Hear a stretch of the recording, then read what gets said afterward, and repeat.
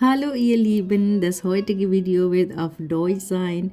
Da sehr viel gefragt haben, ob ich ein Video auf Deutsch machen kann, dann habe ich mir gedacht, warum nicht, machen wir.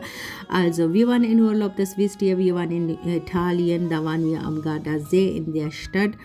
Und da waren so viele Geschäfte von Deko, von Taschen, von verschiedene Sachen.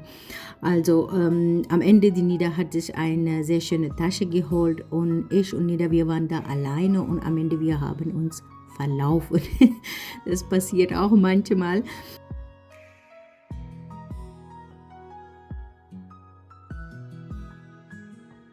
Danke für das Zuschauen, auch an die, die kein Deutsch können. Und bis zum nächsten Mal. Auf Wiedersehen. Ach übrigens, Like und Abonnieren nicht vergessen. Dann sehen wir uns. Alles klar. Tschüss.